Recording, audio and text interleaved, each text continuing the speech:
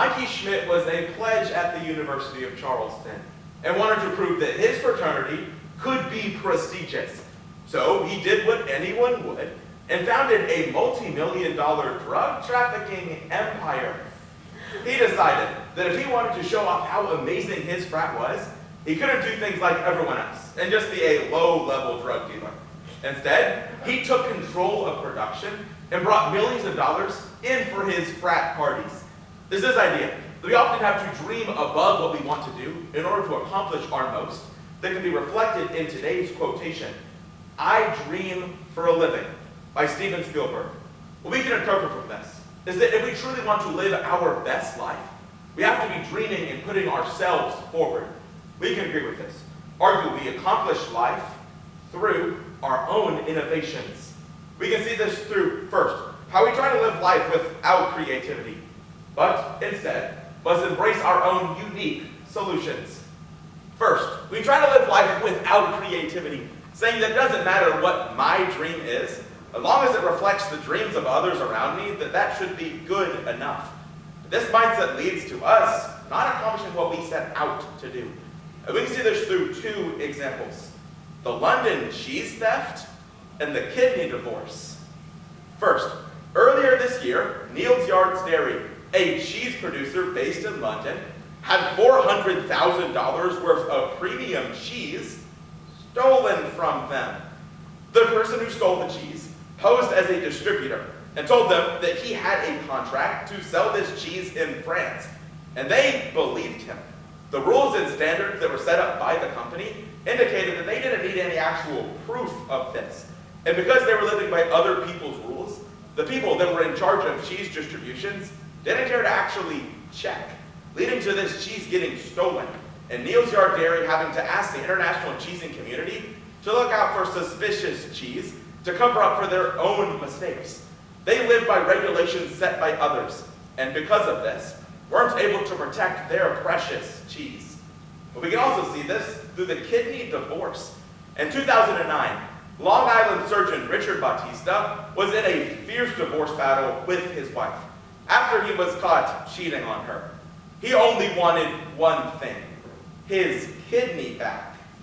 Back when his wife was needed a kidney transplant, he found out he was a fit, and to try to save their failing marriage, he agreed to give it to her. But fast forward a few years, and when he was caught cheating for the second time, he decided that the only thing he wanted back in the settlement was that original kidney.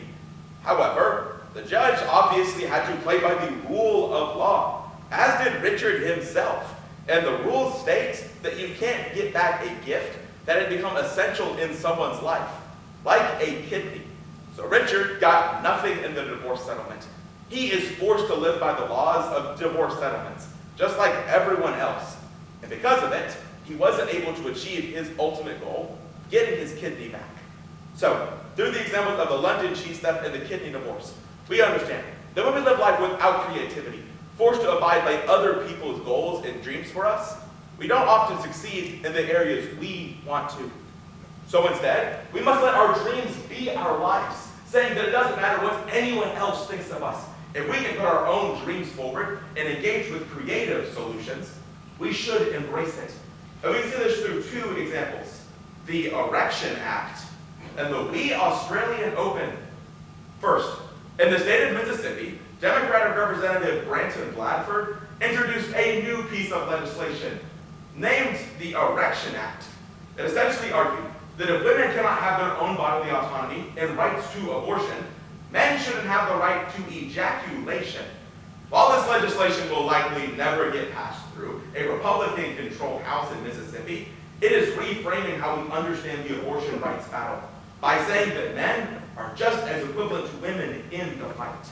We can also see this through the We Australian Open. The Australian Open is a tennis major tournament that occurs every single year and has exclusive broadcasting rights to cable television. But we're in the year 2025, and no one has cable anymore. So, the Australian Open has to embrace a unique solution to get the broadcast on air, live editing it to make it look like Wii Tennis, so it's illegal to be streamed on YouTube. And this solution worked, increasing the amount of people that were able to view the tournament by millions. We understand through the Erection Act and the We Australian Open that we embrace creative solutions and can lead to our best successes. So, return to today's quotation by Steven Spielberg, "I dream for a living." We understand that if we truly want to live our best lives, it has to be through dreaming. We saw this through, first, how we often live without life without creativity, and instead must embrace unique solutions.